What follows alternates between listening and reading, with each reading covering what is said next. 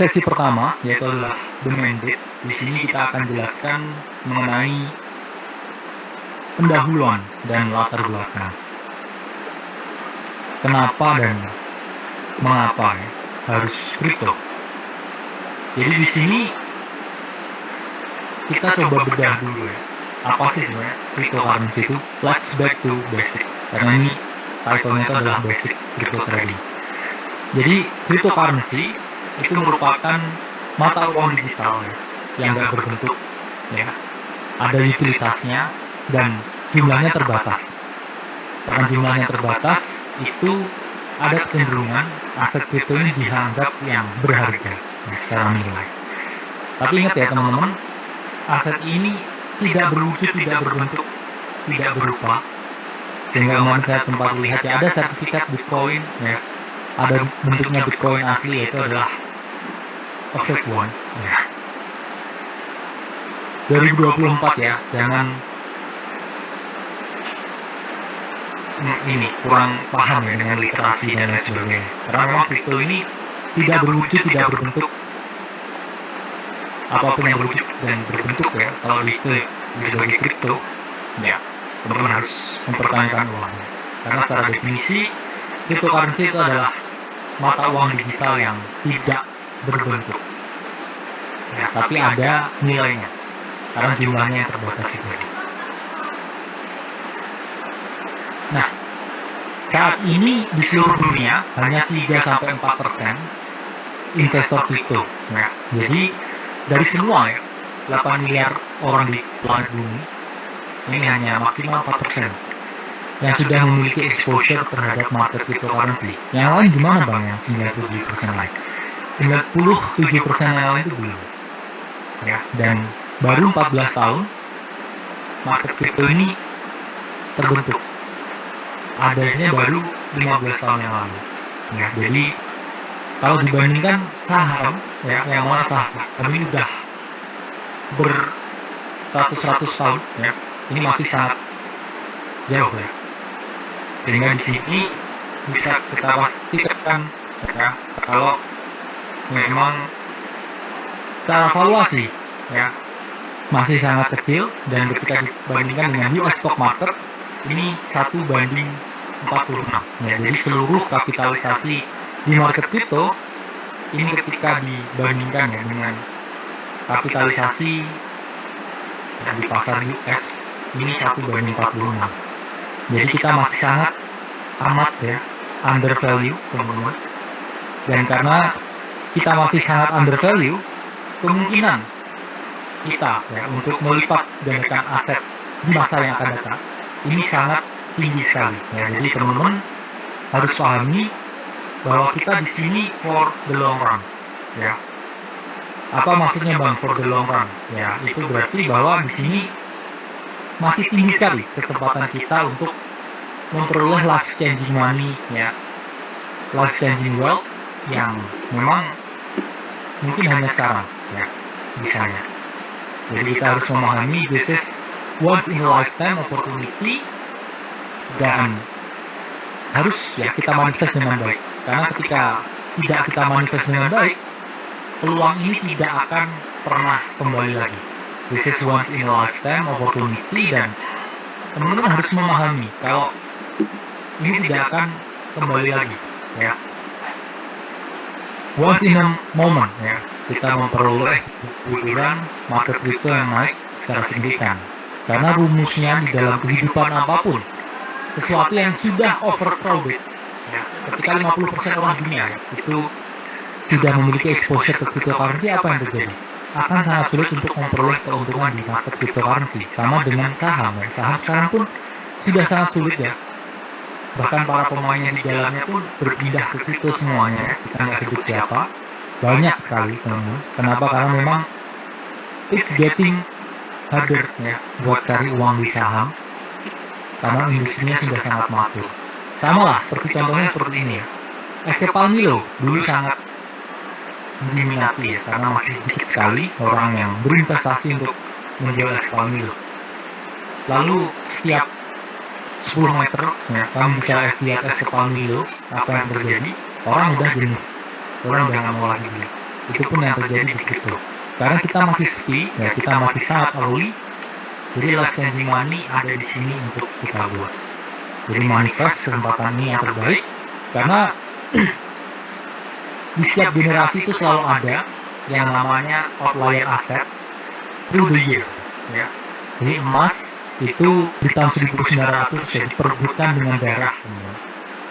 Di era Perang Dunia Kedua, yaitu memperebutkan emas. Kemudian properti ya, di era 50-an ya, setelah kemerdekaan ya, setelah selesainya Perang Dunia Kedua. Baru mereka mulai menata negara ya, menata ibu kota. Itu kenapa properti diperebutkan pada tahun itu dan saham di tahun awal 2000 itu ketika ada dotcom bubble ya, semua buat website, semua menganggap mereka startup pada saat itu dan akhirnya crash and burn. Sempat juga ya di tahun 2000-an awal itu saham menjadi suatu aset yang outlier. Istilahnya siapa aja yang beli saham pada saat itu memperoleh keuntungan. Sama aja ketika mereka beli properti di tahun 50-an pasti memperoleh keuntungan. Dan sekarang, right now, at this right time, ya, cryptocurrency muncul sebagai outlier aset selanjutnya. Lalu pasti muncul, apakah mungkin akan ada the next outlier asset? Mungkin ya. Bahkan kalau ada ROI-nya tinggi ya, kita bisa invest di barang lain mungkin ya.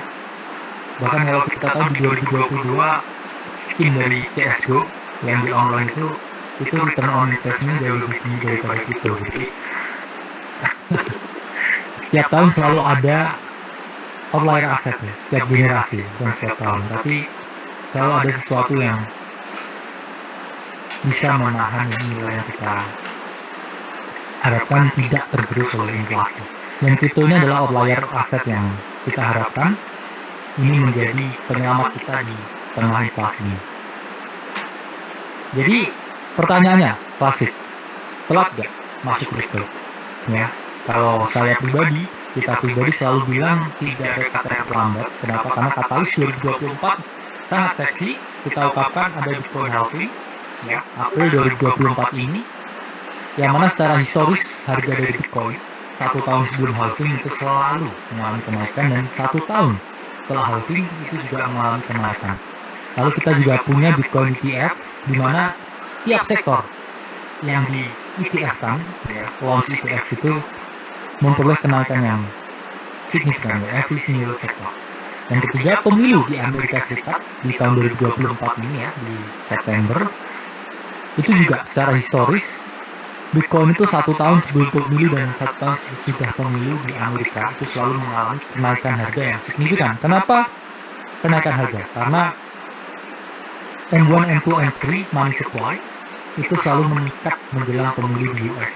Yang mana kalau kita lihat secara historis, setiap kali pemilu terjadi, budget pemilu itu naik 2 kali lipat. Ya, naik 100%. Ya, inflasi 100% budget pemilu setiap tahun. Dan di situ pasti kita melihat ya likuiditas ya, liquidity yang tak terbatas, yang mana likuiditas tersebut sangat ini ya, membawa posibilitas yang besar ya ke market ya. Kalau kita lihat memang di market itu likuiditasnya selalu comes from TradFi ya, traditional finance, yang ini adalah jembatan ya teman-teman, jembatan antara traditional finance ya dan juga crypto. Itu salah satunya juga likuiditas yang di-unlock di pemilu. Dan kita juga tahu ya bullish kuartal 1 selalu kita ungkapkan dan memang terjadi ya sesuai dengan skenario yang kita ungkapkan. Setiap kuartal 1 selalu bullish ya, setiap kuartal 1 itu selalu bullish. Dan saya ungkapkan ya, tidak ada saat terbaik kecuali detik ini juga. Kenapa? Karena kita akan dapat monthly close 7 monthly close bullish pertama sepanjang sejarah dari Bitcoin. Jadi ini persis skenario-nya seperti 2020 ya teman-teman. Kita break all time high, kita dalam fase price discovery. Apa itu Kak price discovery? Jadi price discovery itu merupakan suatu keadaan di mana tidak ada harga historis di Bitcoin sebelumnya. Jadi harga itu akan membuat pergerakan ya, naik ke atas tanpa orang tahu ini akan berhenti di mana, dan itu sangat ini ya, memberikan peluang yang tidak terbatas ya, karena kita nggak tahu ya. Kadang orang kan mikir kemarin, oh all time high-nya di sini ya, berarti saya jual di sini. Anggap aja udah nggak ada kata-kata, oh saya harus jual di sini karena all time high-nya di sini. Jadi setiap hari akan membuat all time high baru, dan itu hal yang sangat life changing moment bagi kita semua. Dan sekarang udah confirm, saya bisa pastikan 100% monthly close itu green. Dari minggu yang lalu juga saya udah ungkapkan ya di private community kita bahwa 100% akan bullish monthly close dan pasti cafe kami. Blue sky ahead untuk market crypto, nggak ada saat yang terbaik kecuali sekarang. Dan ini sedikit motivasi, bukan berarti saya berniat menggurui atau merasa lebih tinggi daripada teman-teman, tapi saya started my journey di 2020 ya, sudah dari crypto dari 2018, intens lagi 2020, hanya dengan 2000 US dollar ya, around 30 juta saat itu, dan peaknya di all time high-nya itu udah ya naik berkali-kali lipat ya. Dan saya harap teman-teman juga bisa memperoleh hal yang sama seperti yang saya peroleh, karena saya percaya ilmu itu adalah suatu radiasi positif ya. Karena misalkan saya memberikan impact ke teman-teman, teman-teman pun memberikan impact ke temennya, dan temennya memberikan impact ke keluarganya. Jadi itu adalah suatu amal positif yang keep on rotating ya, dari saya ke kalian, dari kalian ke mereka ya. Dan saya harap semua yang kita sampaikan di sini ya memberikan manfaat ke teman-teman semuanya. This is basic crypto trading for beginner and intermediate. Kalau di dalam private community itu jauh lebih advance dari yang kita jelaskan di sini, tapi tetap teman-teman yang punya experience 1-2 tahun di market akan tetap memperoleh manfaat ya dari apa yang kita sampaikan saat ini. Nah, pertama ya, sebelum kita ngomong-ngomongin ya masalah chart dan lain sebagainya, mari kita bahas hal yang paling basic dulu, paling internal dulu, yaitu adalah mind management. Manajemen pikiran. Ya, apa itu manajemen pikiran? Jadi, pikiran itu mengendalikan kenyataan. Saya percaya realitas kita itu adalah dibentuk oleh pikiran kita sendiri.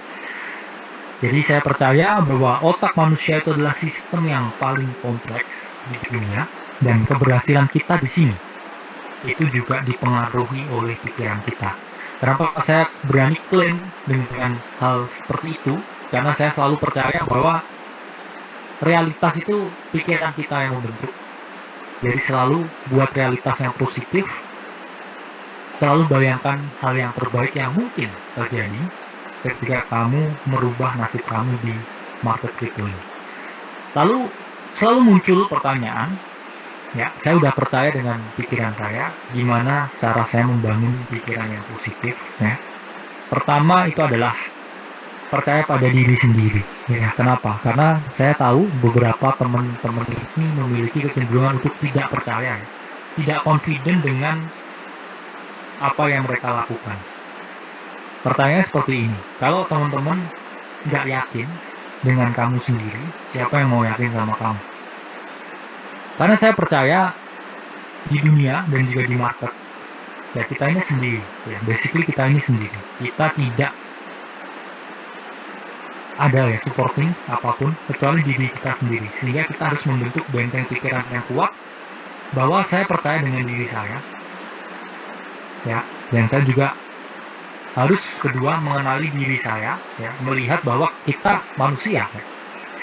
Tidak ada manusia yang sempurna, saya penuh dengan kekurangan, begitupun juga teman-teman. Jadi kita lihat adanya kekurangan itu untuk maju ke depan.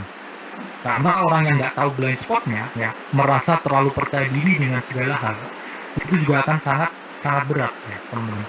Karena dia tidak bisa melihat apa yang bisa diimprove dari dirinya. Dan ingat, market itu adalah tempat yang sangat dinamis, apalagi kripto, setiap saat berubah. Selalu ada sesuatu yang baru. Dan ketika fixed mindset yang ada di pikiranmu, kamu tidak akan pernah bisa merubah apapun di sini. Ya. Dan itu pun menyambung dengan hal yang nomor 3. Akhirnya kamu nggak terbuka ya dengan segala peluang. Padahal di sini tuh banyak hal-hal yang tidak logis terjadi. Ya, setiap hari selalu ada kejutan baru. Jadi kalau kamu di sini ya tidak berpikiran yang terbuka, dan itu kamu tidak akan bisa memperoleh keuntungan yang maksimal. Dan terakhir, jangan membandingkan, ya, apalagi di era sosial media saat ini. Mungkin bagi kamu oke ya untuk close PNL 1 juta, lalu kamu cek sosial media ada yang trading ya, sekali trading 1 miliar. Dan bahkan saya pun ya kadang lihat di City ya, ada orang yang sekali trade profitnya 15 miliar, ya, one trade itu pun juga. Saya juga ingin ya, semua juga ingin, dan selalu ada chance ya untuk level up. Karena position sizes ya yang bisa kita bandingkan itu bukan dengan orang lain, tapi selalu dengan kita yang sebelumnya. Jadi teman-teman, stay humble dan pahami bahwa yang harus dibandingkan yaitu adalah dengan kamu yang dulu, bukan dengan orang lain.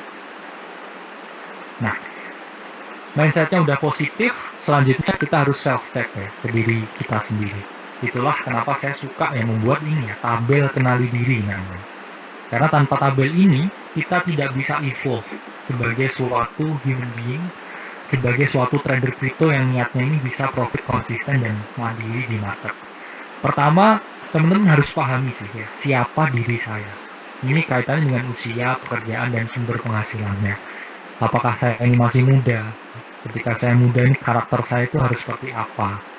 Apakah pekerjaan saya ya ini memungkinkan untuk saya full time di kripto, atau pekerjaan ini bisa ya, tapi kriptonya hanya sampingan. Terus kemudian teman-teman lihat sumber penghasilannya, apakah dengan sumber penghasilannya ada, saya sudah punya dana darurat yang cukup ya untuk sedikit ya off balance ke kripto ya. Karena ini sangat berkaitan erat dengan psikologis yang teman-teman miliki ya. Kemudian kedua, teman-teman lihat ya, gimana level keuangannya. Apakah udah punya tabungan? Apakah punya darurat, dana darurat? Apakah punya urgensi ya, keuangan tertentu, utang contohnya.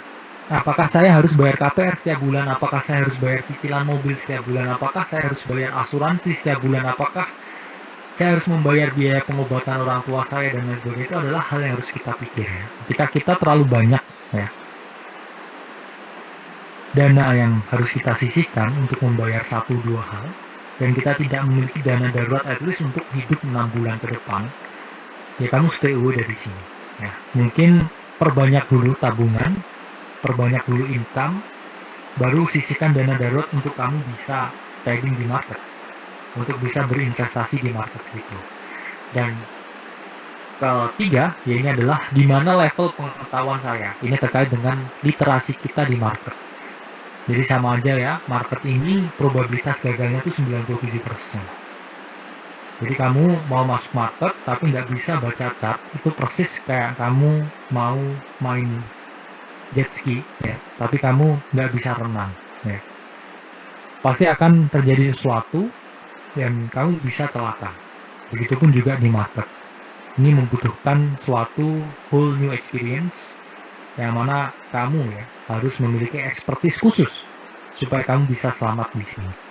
Dan terakhir, apa tujuan keuangan saya? Ini pertanyaan yang harus teman-teman tanyakan ya. Saya ini pengen apa sih di market? Dengan uang saya seperti ini, apakah saya ingin grow portofolio saya? Apakah saya ingin mempertahankan kekayaan? Atau saya ingin menjadi kaya? Ini ketika teman-teman udah memiliki ya tabel kenali diri ini, baru kita bisa memutuskan, oke, saya masih muda, saya harus agresif.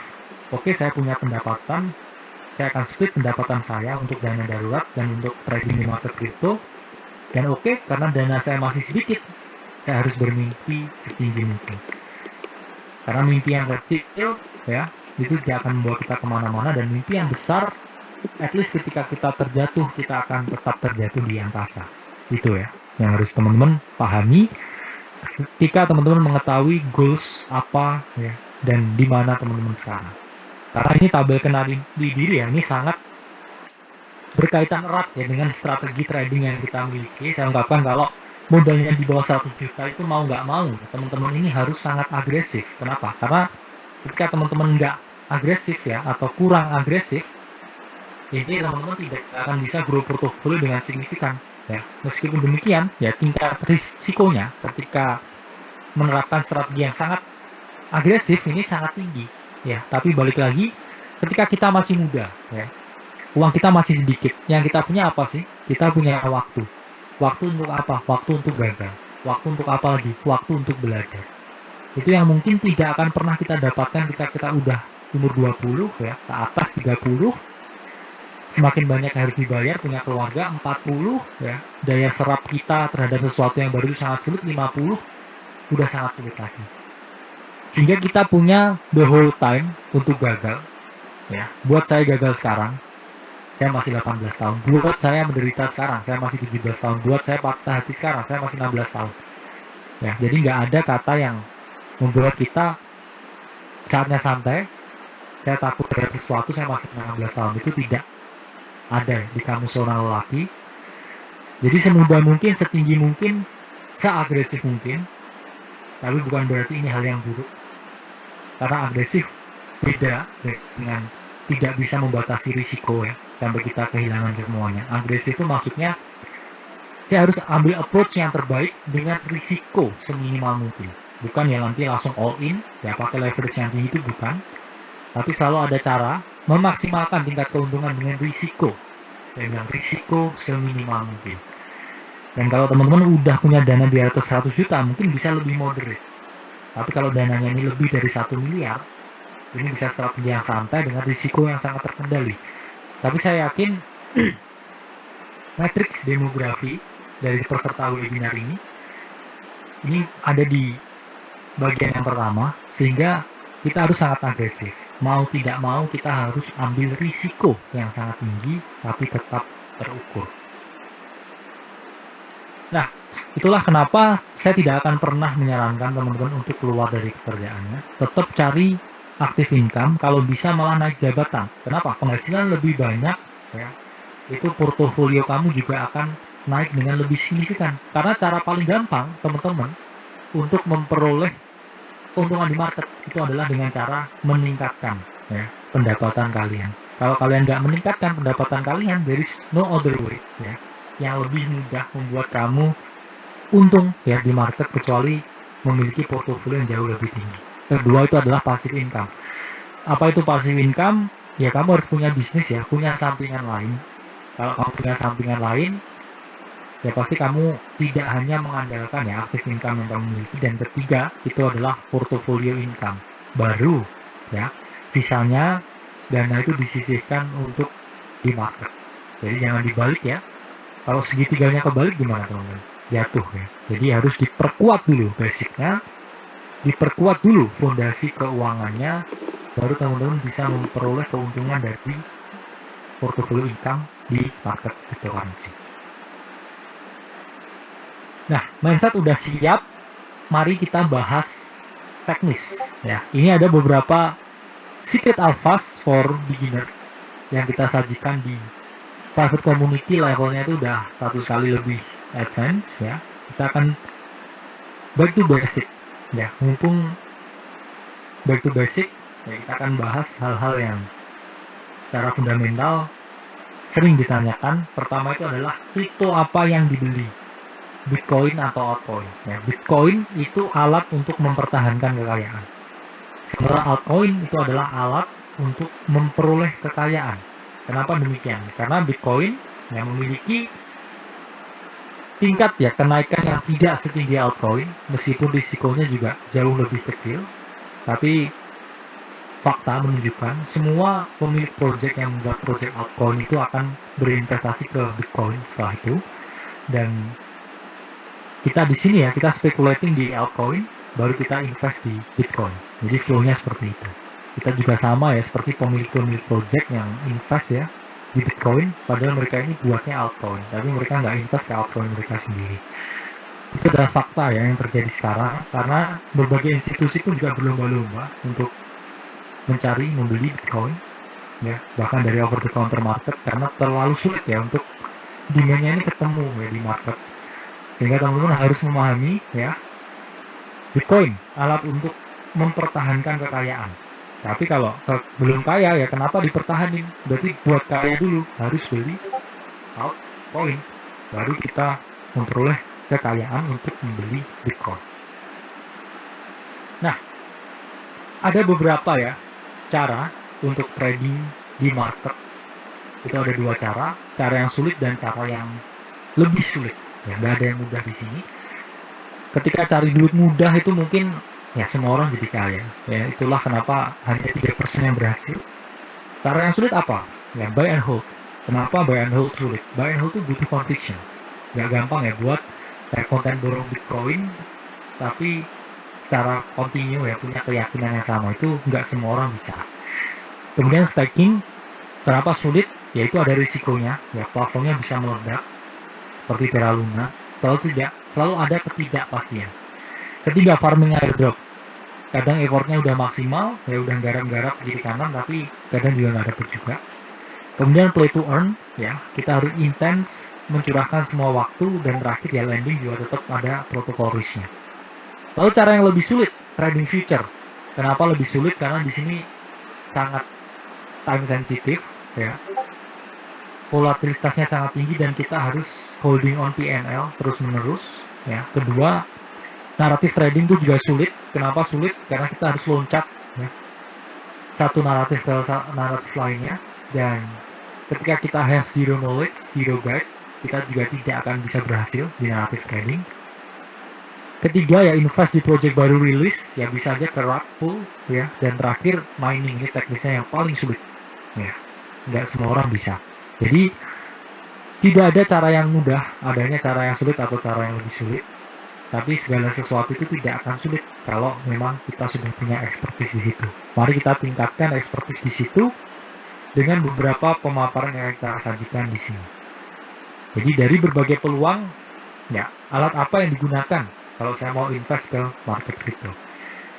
Jadi market crypto ini dibagi dua, yaitu adalah off-chain trading dan juga on-chain trading. Jadi off-chain trading itu ketika transaksi dilakukan di luar jaringan blockchain, ya.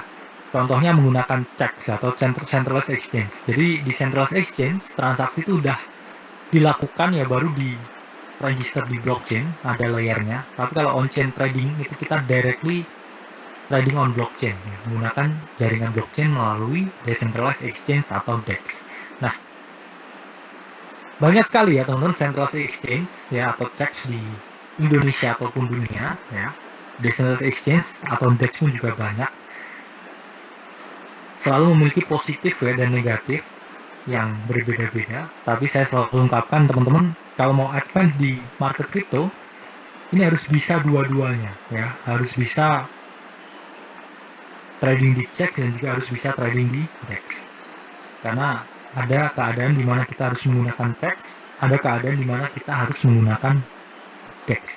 Jadi memang harus menggunakan dua-duanya. Saya tidak pernah memilih salah satu. Dan tools lain ya, selain di exchange, ini ada crypto wallet, ya, ada DEX screener dan juga ada portfolio tracker. Ya. Crypto wallet ini apa? Crypto wallet ini ketika kita pakai decentralized exchange, ya, dan kita mau melihat ya aset kita, memasukkan aset kita dari DEX, kita harus punya crypto wallet.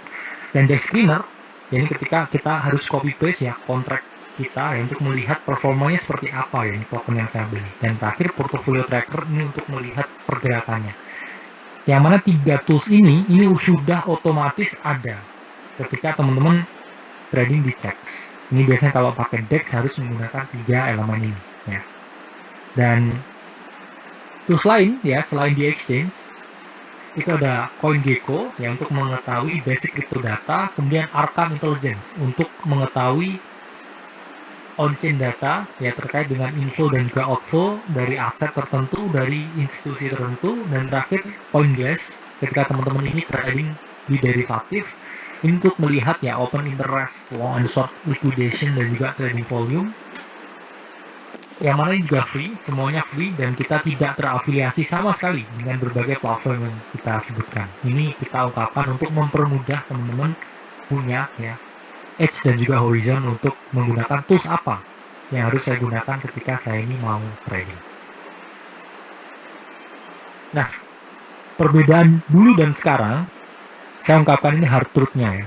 Dulu itu jauh lebih mudah teman-teman untuk trading altcoin. Kenapa? Hanya ada 2073 altcoin di tahun 2018. Sekarang yang terregister aja 2023 kemarin itu ada 22.904.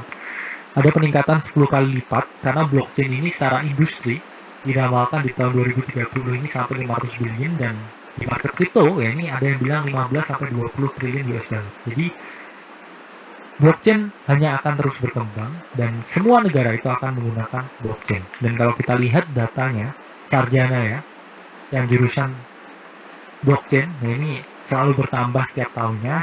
Jadi akan ada semakin banyak koin, sehingga akan semakin sulit untuk memilihnya, akan semakin picky ya untuk memilih naratif mana yang akan jalan.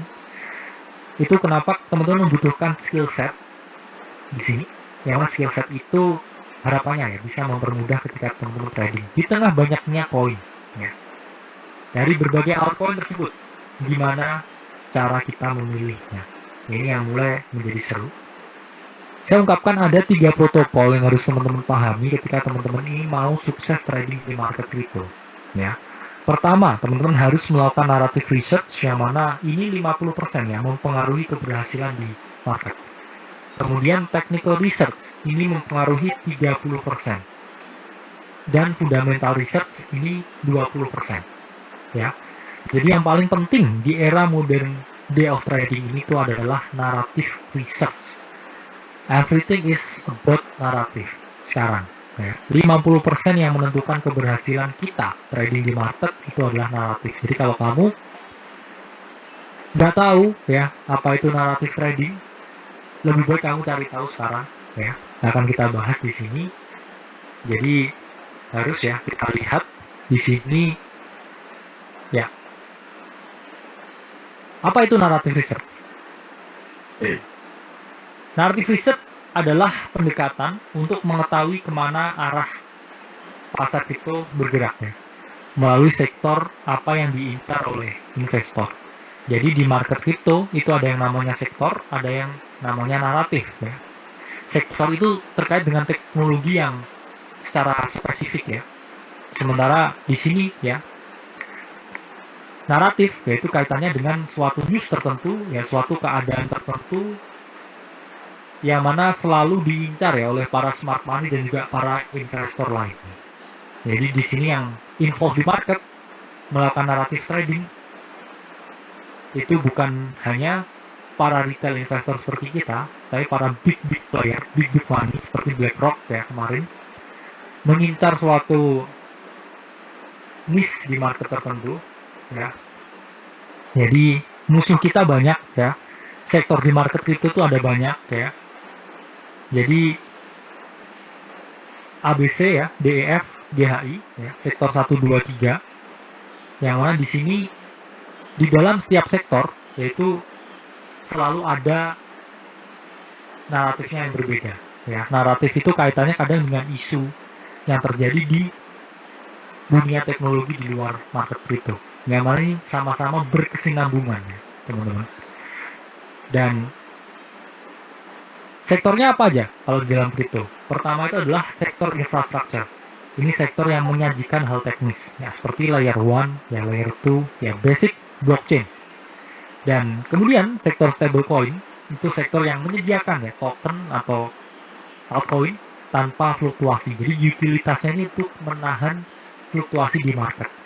Kemudian ketiga, ada sektor community yang mana ini menjembatani komunitas, yaitu banyak ya, ada meme coins, ada DAO, dan juga ada community token yang lain ya, yang mana tujuannya ini adalah untuk menyatukan community.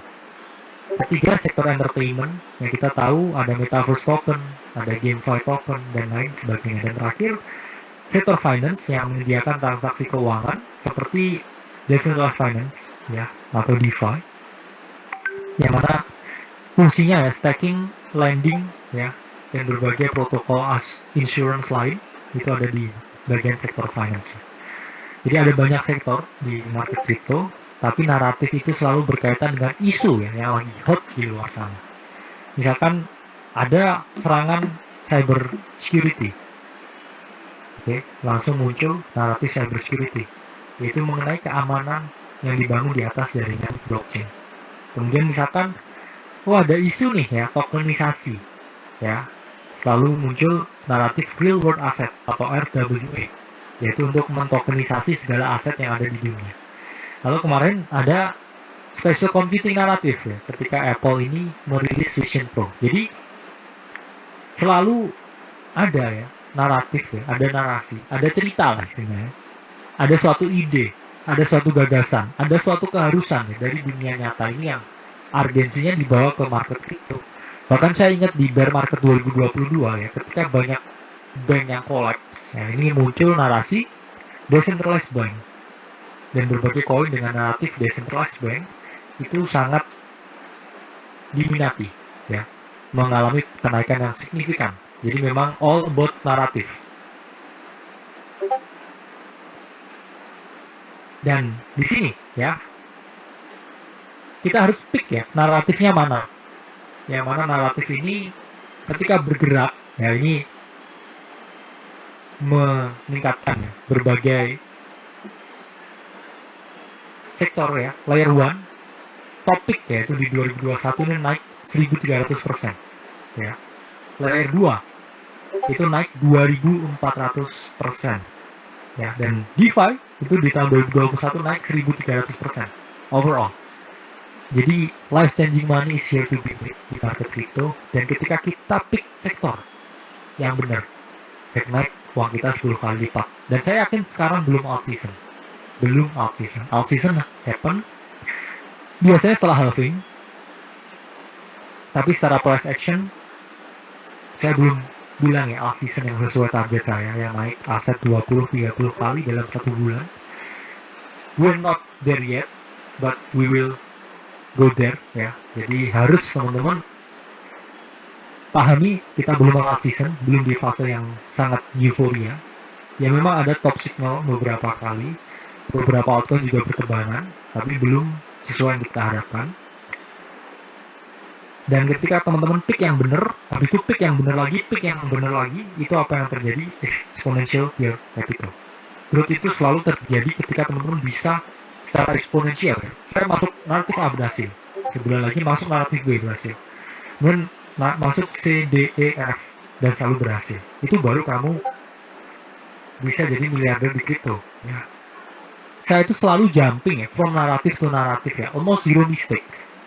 Bukan berarti bragging, karena saya dari dulu selalu tidak suka kalah tipikal orangnya. Saya selalu make sure ya, semua sel di otak saya ya, dan semua otot di tubuh saya bisa bekerja dengan baik untuk defining what's new ya, what's gonna happen next. Itulah kenapa dari naratif kalender yang kita ungkapkan ya, zero mistakes so far, karena saya nggak suka mistakes ya. Dari segi timing ya, semua perfectly seperti yang telah kita tuliskan berbulan-bulan yang lalu ya teman-teman. Gimana nih caranya kita jadi early? Ya satu, kita melakukan yang namanya social observation ya, pengamatan tentang apa sih yang dibutuhkan ya oleh dunia saat ini. Dua, kita bisa ya gabung dengan community untuk memberikan ya berita paling update. Atau ketiga ya, langganan berita ya, portal berita berbayar untuk berita eksklusif ya. Dan keempat, ini kita bisa menggunakan tools ya untuk mendeteksi pergerakan volume dan lain sebagainya. Ingat ya, naratif ini perannya 50% untuk kondisi market saat ini. Jadi teman-teman harus paling condong ke naratif. Dan naratif itu hanya terjadi 2-4 bulan. Tidak ada naratif yang sampai 4 bulan dan tetap hot. Itu kemarin saya ungkapkan AI almost stop ya, dan yang terjadi koreksi AI. Jadi dari situ terotasi kemana? RWA sesuai naratif kalender yang kita ungkapkan. Nanti juga kita bahas. Itu juga langsung mengalami kenaikan yang signifikan. Itulah mengapa kita harus tetap take profit ya. Nggak ada such as hold forever. Saya akan hold selamanya kak. Itu kalau kamu entry naik 100 kali ya, habis itu balik lagi ke entry ya, kamu nggak dapat awal. Jadi selalu take profit. Jadi ada yang namanya naratif kalender. Seperti yang kita ungkapkan, ini naratif kalendernya dari tahun lalu ya. Yang kita ungkapkan dari tahun lalu itu Q1 ya, dan Q1 yaitu special computing dan juga artificial intelligence ini akan berjalan. Dan itu terjadi persis seperti tebakan ya. Kemudian kita ungkapkan sebelum Q2 real world asset itu akan mengalami peningkatan, ya. Dan selanjutnya ada potensi CBDC, privacy, dan juga cyber security. Let's see what's gonna happen in the market. Kita ungkapkan sejak tahun lalu, ya teman-teman. Dan RWA, banyak yang komen, apa kita punya koneksi dengan BlackRock? Ya, jawabannya enggak. Tapi kita tahu exactly when RWA is gonna happen. Yang terjadi ya, right before Q2. Dan kita mengetahui berbagai kenaikan yang signifikan dari RWA aset. Real world asset, sektor yang sedang diincar saat ini, atau sektor tokenisasi.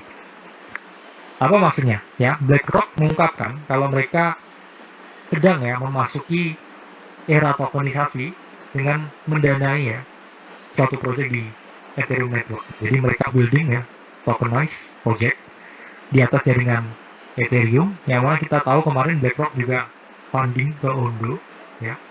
Ondo pun juga mengalami ya kenaikan yang sangat ya signifikan, ya. Salah satu calls juga dari akademi kripto, yaitu adalah Ondo. Antara BlackRock dan RWA ini memiliki kaitan yang sangat erat, karena data menunjukkan ya bahwa di tahun 2023 sektor yang paling diincar itu adalah sektor tokenisasi. Jadi tokenisasi ini adalah teknologi yang bisa dilakukan di dalam jaringan blockchain. Jadi tidak ada alasan kita tidak bullish ya dengan RWA sekarang. Meskipun kita udah ungkapkan ini dari lama, ya, tapi holder aset RWA ini terus mengalami kenaikan yang sangat signifikan. Ini data dari Dun Analytics. RWA token holder ya, di bulan Maret 2024 ini sangat parabolik ya, mengalami kenaikan yang sangat signifikan. Dan statistik ya untuk holder RWA ya, so far ada 159.000 unique address ya. Token holders currently 68.000 sekian. Ini saya ungkapkan deviasinya mungkin tetap di bawah 100.000 ya, tapi mungkin angka aslinya di 90.000 karena ini hanya beberapa token yang di list. Jadi teman-teman harus pahami ya, kalau memang ini kan token masa depan ya, katanya kan aset masa depan RWA ini, apalagi diincar BlackRock. Harusnya satu dunia dong tahu kok masih 68.000 ya. Kita masih sangat se-early itu, kita masih sangat seawal itu di market. Jadi harus dipahami, we are here for life changing money ya. Kamu semua di sini 27.000 orang, jadi here for life changing money. Jangan sampai teman-teman di sini kelewatan momen ini, karena sektor yang paling diincar oleh BlackRock pun hanya masih 68.000, masih sangat panjang. Meskipun kita lihat transaction for its tokens every week it's getting parabolic ya, spiking di Januari 2024, Februari dan Maret seterusnya ini juga akan terus spiking. Untuk RWA ya, dan volume di DEX itu juga mengalami peningkatan yang sangat signifikan di sini. So it's about naratif, dan naratif sekarang yang sedang terjadi itu RWA atau real world asset atau sektor tokenisasi. Bahkan jauh-jauh hari sebelum semua orang ya di crypto Twitter, ya di TikTok, di lain sebagainya, ini mereka bilang RWA. Kita bahkan udah ungkapkan RWA ini dari tahun lalu di Private Community. Kita buat naratif kalender, kita juga suruh beli teman-teman tuh beberapa token RWA 14 Desember 2023. Dan sekarang orang-orang ceiling the top ya, banyak yang bilang oh ini RWA bisa naik dan lain sebagainya. Tapi tokennya udah naik 5-6 kali dari yang kita call di Private Community. Jadi Private Community itu ya, saya ungkapkan tadi kalau mau jago naratif trading juga butuh Private Community. Jadi berinvestasi di ilmu juga bukan hal yang salah ya. Berinvestasi di komunitas juga bisa menjadi pilihan untuk meningkatkan kapabilitas dan kapasitas teman-teman ketika trading di market crypto. Selanjutnya yang take 20% di sini, yaitu adalah fundamental research. Apa itu fundamental research? Jadi pada dasarnya fundamental research itu merupakan suatu riset ya untuk mengetahui nilai intrinsik dari aset kripto.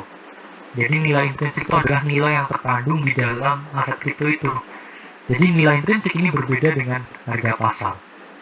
Jadi sesuatu itu dikatakan undervalue ya ketika dia itu nilai intrinsiknya jauh lebih tinggi daripada nilai pasarnya. Tapi sesuatu yang overvalue, overhype, overrated itu ketika dia nilai intrinsiknya kecil ya, tapi harga pasarnya ini terlalu tinggi. Jadi gimana sih caranya melakukan fundamental research? Pertama ini teman-teman harus mempelajari apa itu yang namanya tokenomics. Kedua, mencari tahu developernya. Dan ketiga, mendalami komunitasnya. Oke. Pertama ya, membedah tokenomics. Ada beberapa komponen di dalam tokenomics. Pertama itu adalah rasio token beredar. Kedua, model inflationary atau model deflationary. Ketiga itu adalah market cap. Keempat adalah distribusi token. Dan kelima itu adalah business model. Jadi rasio token beredar itu apa sih? Jadi sesuatu itu yang jumlahnya semakin sedikit itu semakin langka. Kalau semakin langka itu nilainya itu semakin tinggi. Karena membutuhkan nilai ekonomis yang jauh lebih tinggi untuk memperoleh barang tersebut. Begitu juga ketika token ini terlalu banyak ya jumlahnya. Ini dia tidak terlalu langka, tidak terlalu diharapkan ya, tidak terlalu bernilai. Jadi ketika teman-teman mau membeli satu token ya, pastikan udah keluar semua tokennya sehingga tidak akan di-unlock lagi tokennya di kemudian hari. Itulah kenapa kadang saya suka put on altcoins yang memang secara fundamental dia udah kering ya, udah gak ada token yang di-unlock lagi, sehingga tidak akan mungkin ya nilainya turun karena token baru yang di-unlock. Jadi sesuatu yang memang contohnya di token A itu 99% udah token keluar. Sementara di token B ya hanya sekitar 12-13% token keluar. Artinya apa? Masih ada sekitar 87% lagi ya token yang akan di-unlock ke market, dan itu akan mendepresiasi ya nilai atau valuasi dari token tersebut. Jadi make sure ya ini sudah kering ya, udah nggak akan di-unlock lagi. Dan kedua, apakah dia inflationary atau deflationary models ya? Contohnya yang inflationary itu Dogecoin. Kenapa? Maximum supply-nya unlimited, protokolnya akan terus mencetak koin baru terus. Sementara BNB ya, ini adalah deflationary. Artinya apa deflationary? Dia ini modelnya ya, ini akan secara otomatis selalu terbakar. Sehingga ketika terbakar dia membuang token ya, membuat nilainya ini lebih valuable ya, atau lebih bernilai. Nah, selanjutnya market cap ya. Market cap ini adalah perkalian dari harga dikali dengan circulating supply. Di sini contohnya market cap Bitcoin 585 juta US dollar karena kita mengalihkannya. Nilainya Bitcoin saat ini yaitu adalah 29.000 ya, dikalikan dengan 19,5 juta. Harga di contoh ini. Sehingga ketemu di 585 juta US dollar. Jadi semakin gede market cap itu antara token yang keluar sudah semakin banyak atau harganya semakin tinggi. Bisa juga keduanya, harga semakin tinggi, token yang beredar juga semakin banyak, sehingga market cap-nya itu juga sangat tinggi. Itulah kenapa sesuatu yang market cap-nya itu sangat kecil ini naiknya lebih mudah daripada sesuatu yang sangat tinggi ya. Market cap-nya udah tinggi, itu dia naiknya kecil-kecil. Kenapa? Karena butuh uang yang lebih banyak ya untuk meningkatkan harga ini tadi. Dan distribusi token kita selalu ungkapkan ya secara teori, good distribution itu ketika paling banyak dipegang oleh investornya, bukan dipegang venture capital atau developer. Kenapa? Karena asas desentralisasi, ketika semua on investor ya, investor ini memiliki hak untuk membawa ini arah komoditinya akan kemana ya. Kalau hanya dikuasai oleh developer, it's too centralized ya, dikuasai oleh venture capital is too centralized. Artinya ketika mereka merasa it's enough ya, buat cash grab, saya jual, harga pasti turun. Tapi kalau investor, ya investor ini kan kumulatif ya, banyak orang, group of people, sangat sulit ya untuk ini ya, mendam ya token secara bersamaan semuanya. Yaitu yang terjadi di rug pull itu selalu either developer atau venture capital yang terlalu greedy ya. Jadi kita harus memahami. Dan kemudian bisnis model ya, yang kita ungkapkan ada dua, antara tokenomics dan juga ponzinomics ya. Tokenomics itu adalah bisnis model ya, yang sesuai dengan kaidah ekonomi ya, supply and demand. Sementara ponzinomics itu hanya bisa mengalami kenaikan ketika ada investor baru masuk. Contohnya meme coins ya, sorry to say, it's player versus player game. Jadi yang masuk di awal itu selalu jauh lebih untung daripada masuknya di akhir. Sementara bisnis model protokol seperti Ethereum ya, ini akan jauh lebih berharga. Kenapa? Karena Ethereum 7 tahun terakhir ini revenue-nya sama dengan Microsoft ya, sama dengan Adobe, sama dengan Meta, sama dengan Zoom ya, perusahaan-perusahaan besar lain, sehingga Ethereum adalah rumah ya berbagai altcoins yang ada. Itulah kenapa nilainya stabil cycle to cycle ya daripada beberapa koin-koin lain yang jaringannya masih numpang di Ethereum. Bisa ungkapkan Ethereum untuk tahun 2025 ya, itu ada chance ya ke 6.000 sekian. Sementara untuk tahun ini ada kemungkinan dia hampir pasti ke all time high ya untuk tahun ini. Itu untuk Ethereum. Dan ada tools lain yang teman-teman gunakan bisa ya untuk menganalisa project itu ya.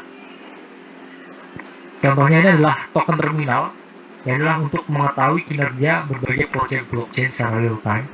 Selalu ada persepsi ya, kayak bilang gini ya, kenapa sih beli kripto ya, kripto itu nggak ada fundamentalnya, itu kamu nggak paham, nggak ngerti, dan miskonsepsi ya, karena ini udah tahun 2024 semua matriks fundamental dari berbagai aset altcoin, karena aset altcoin itu sama persis seperti perusahaan teknologi, ada orangnya, ada gedungnya, ada metodenya ya, ada mesinnya di situ, ada alat-alatnya, komputer, server dan lain sebagainya.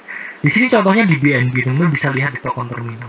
Berapa banyak sih revenue yang di generate BNB 30 hari terakhir, itu bisa teman-teman lihat. Berapa banyak sih ya fees yang dibayarkan selama 30 hari terakhir. Berapa banyak penambahan user selama 30 hari terakhir bisa dilihat secara live di token terminal.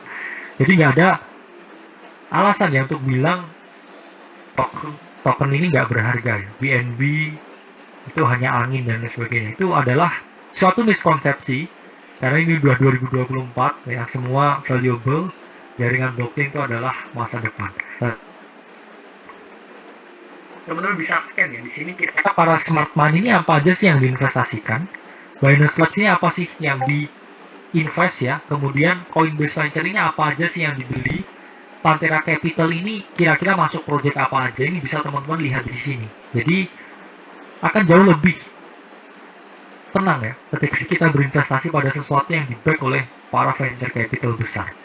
Karena apa? Karena mereka dengan segala resources yang dimiliki pasti akan tetap memastikan bahwa project itu akan berjalan dengan baik, terutama dari segi harganya. Mereka nggak akan membiarkan ya harga suatu project itu turun, pasti akan selalu di scale up ya, sehingga para smart money ini adalah bisa dilihat di chain broker.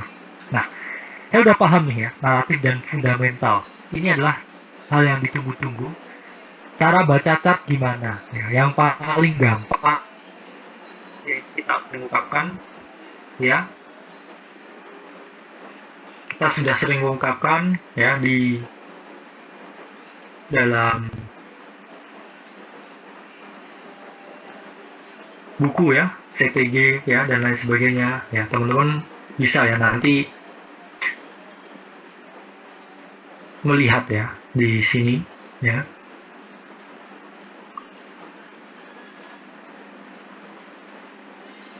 Oke.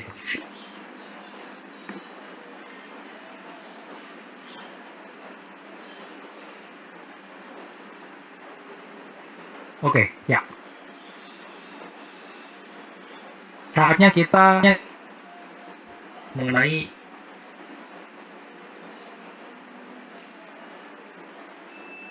membaca chart ya.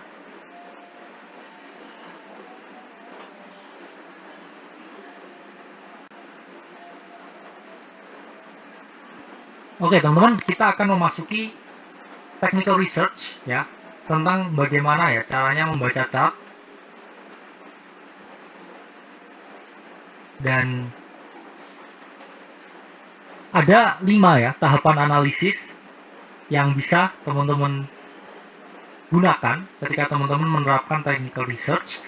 Pertama itu adalah trend analysis untuk mengetahui arah pergerakan harga. Kedua ini ada area analysis untuk mengetahui di mana harus membuka posisi. Ketiga ini adalah pattern analysis ya untuk mencari pola pergerakan harga ya untuk support your bias. Dan keempat ya ini adalah trigger analysis ya untuk mencari pemicu ketika kita mau masuk posisi trading tertentu. Dan terakhir entry dan juga exit analysis, di mana harus masuk dan di mana harus keluar. Pertama ya, trend analysis itu teman-teman bisa lakukan dengan cara melakukan market programming, kemudian kedua drawing trend line, dan ketiga adalah menggunakan trend indicator atau indikator trading. Nah, pertama market programming, kita bahas dulu lah yang paling basic ya, paling tutup mata. Market itu trendnya ada 3 ya, bullish, bearish, dan juga sideways. Bullish itu ketika naik ya, bearish itu ketika turun, dan sideways itu ketika stagnan, ketika nggak kemana-mana. Nah, bullish structure itu adalah keadaan market di mana market membentuk yang namanya higher low dan juga higher high. Apa itu higher low? Higher low itu adalah titik rendah yang semakin tinggi. Kalau higher high itu adalah titik tinggi makin tinggi ya. Jadi harus dipahami ya bahwa market ini ada juga ya namanya bearish structure, di mana market ini mengalami penurunan, yaitu ketika harga ini membentuk lower high dan juga membentuk lower low. Lower high itu adalah titik tinggi yang semakin rendah dan juga titik rendah yang semakin rendah. Jadi harganya itu selalu mengalami penurunan yang signifikan secara stagnan, itu membentuk yang namanya bearish structuring. Dan selanjutnya ini adalah sideways structure, di mana harga ini membentuk yang namanya equal high dan juga equal low, atau titik tinggi yang sama tinggi dan juga titik rendah yang sama rendah. Jadi istilahnya harga ini nggak kemana-mana ya, mantul di situ-situ aja. Dan menggambar trend line itu juga bisa teman-teman lakukan untuk determine the trend ya. Kalau bullish trend line yaitu mengindikasikan kenaikan ya, bearish trend line mengindikasikan penurunan. Kalau sideways trend line ini market yang mengindikasikan stagnan ya, atau keadaan market yang nggak kemana-mana. Jadi cenderung yang membuat yang namanya equal high dan juga equal low. Nah, pertama bullish trend line, pastikan bullish trend itu digambar di bawah titik harga dan minimal ada 2 sentuhan ya. Jadi bisa dikatakan valid itu ketika ada 2 sentuhan, teman-teman. Harus ada 2 sentuhan. Kalau di bawahnya ini nggak ada 2 sentuhan, itu berarti nggak valid ya. Trendline itu bisa dikatakan trendline kalau minimal ada 2 sentuhan. Nah, bearish trendline itu digambar di atas titik harga dan minimal selalu ada 2 sentuhan ya di atas titik harga, dimana trendline dinyatakan valid ya kalau ada 2 sentuhan ya. Kalau nggak ada 2 sentuhan itu nggak dikatakan valid. Dan di sini juga ya, sideways trendline digambar di atas dan di bawah titik harga. Minimal sentuhannya juga tetap ya ada 2 sentuhan. Nah, selanjutnya adalah using trend indicator, yang mana di sini adalah exponential moving average untuk mengetahui bullish structure atau keadaan market yang mengindikasikan kenaikan, dan juga bearish structure atau keadaan market yang mengindikasikan penurunan. Jadi teman-teman bisa gunakan di sini ya moving average untuk mengetahui pergerakan market. Pertama bullish scenario ya, teman-teman bisa melakukan pembelian atau buy atau long ketika harga ini berada di atas moving average. Dan bearish scenario ini dibuka ketika teman-teman mau membuka posisi sell short ketika harga ini berada di bawah moving average. Jadi retest ke IMA-nya ketika harga itu ada di atas, ini menunjukkan potensi pembelian. Kalau di bawah ya, ini retest, ini adalah posisi penjualan atau sell short. Nah ini contohnya ya, ketika harga retest ke IMA-nya, ini adalah potensi teman-teman untuk membeli suatu aset ya. Kemudian dia mengalami koreksi lagi, dia retest lagi di IMA-nya, ini adalah potensi untuk melakukan pembelian. Nah, selanjutnya ya, ketika dia retest di IMA-nya, ini adalah peluangnya untuk melakukan sell short. Ketika dia retest lagi, itu juga peluang untuk melakukan sell short. Jadi memang sangat mudah ya memahami konsep IMA ini. Dan kedua, kita akan membahas mengenai area analysis ya, di mana area analysis ini adalah tempat untuk membeli dan juga tempat untuk menjual. Tempat membeli ini disebut juga dengan support or demand area, yaitu tempat berkumpulnya para pembeli. Itulah kenapa ketika harga mendekati titik tersebut, harga itu selalu mengalami kenaikan ya, atau pemantulan. Kemudian area jual atau resistance ini merupakan area berkumpulnya para penjual. Ketika harga mendekati area ini, harga itu cenderung mengalami penolakan ya, atau mengalami penurunan. Nah, selanjutnya ya, untuk menggambar area ini bisa menggunakan 3 cara. Pertama, garis horizontal ya untuk menggambar support resistance-nya. Atau kedua kita menggunakan trend line ya. Trend line itu bisa dijadikan sebagai support ya atau resistance, dan terakhir menggunakan Fibonacci. Di mana Fibonacci ini juga bisa dijadikan untuk mengidentifikasi area tertentu ketika kita trading. Pertama ya, using horizontal line. Ya, kita bisa menggambar support dan resistance, area beli dan juga area jual itu di garis ini, ya, garis horizontal. Jadi pastikan ketika kita menggambar support atau ketika kita menggambar resistance itu ada sentuhan paling banyak ya. Sentuhan semakin banyak di area support atau area resistance-nya itu menunjukkan yang paling valid ya. Ini semakin valid ya karena sentuhan supportnya semakin banyak. Itulah mengapa ya semakin banyak sentuhan itu menunjukkan hal yang lebih valid. Di bawah ini hanya ada 2 sentuhan, tapi di bawah ini contohnya ini ada 4 sentuhan. Sehingga 4 sentuhan ini lebih banyak daripada 2 sentuhan, sehingga secara teori ya support ini dikatakan lebih valid karena lebih banyak sentuhan. Dan kemudian ya using trend indicator ya di dalam bullish scenario, di mana kita bisa menggunakan ya trend line ya untuk bullish scenario dan juga diagonal support ya menggunakan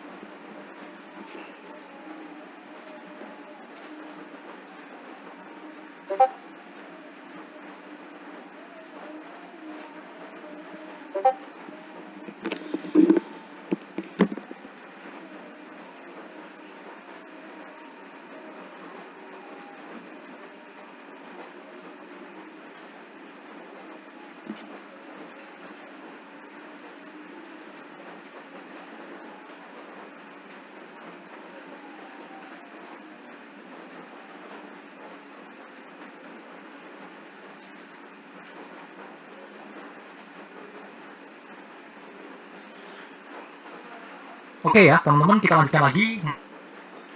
Mohon maaf sebelumnya ya karena ada kesalahan jaringan ya.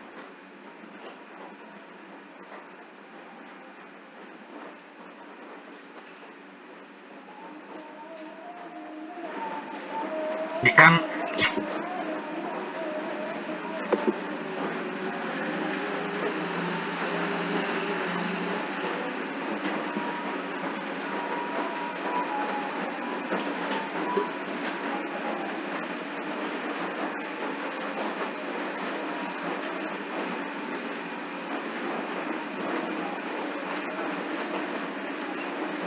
Oke, teman-teman, kita lanjutkan lagi ya. Mohon maaf ada kesalahan teknis ya dari jaringannya. Oke, langsung kita lanjutkan ya. Kita bisa menggunakan Fibonacci retracement ya untuk mencari area retracement atau area koreksi ya, dan kita juga bisa menggunakan